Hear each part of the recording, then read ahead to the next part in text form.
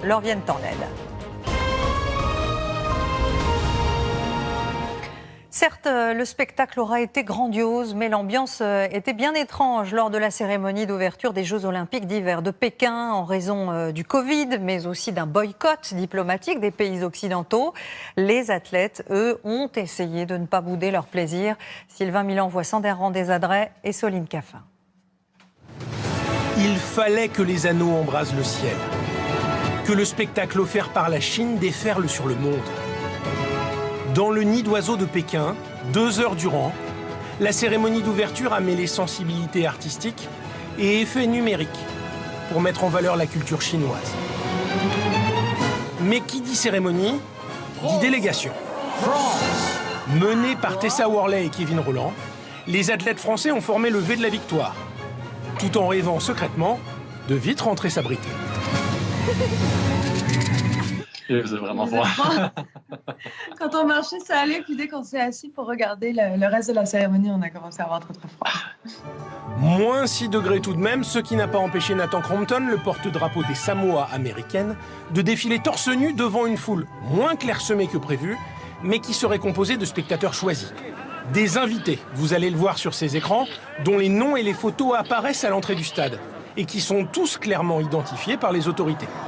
En revanche, pour tous les autres, prière de rester à distance. Je n'ai pas pu trouver de billets.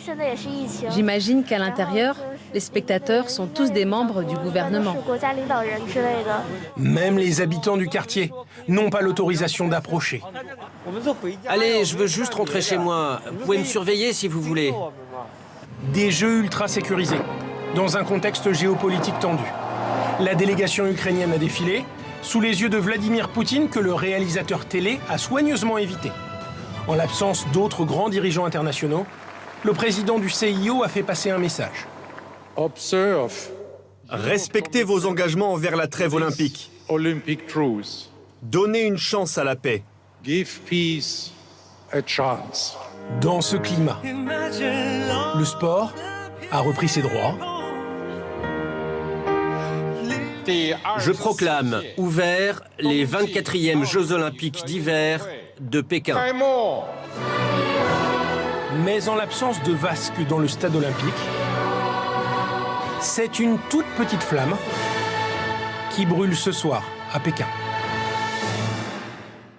Et vous avez aperçu Vladimir Poutine il y a quelques instants. Sachez que le président russe a accepté de rencontrer Emmanuel Macron lundi à Moscou pour évoquer évidemment la crise en Ukraine. Le président français se rendra le lendemain à Kiev pour tenter de repousser l'éventualité d'une guerre. Partons maintenant au Maroc où le pays tout entier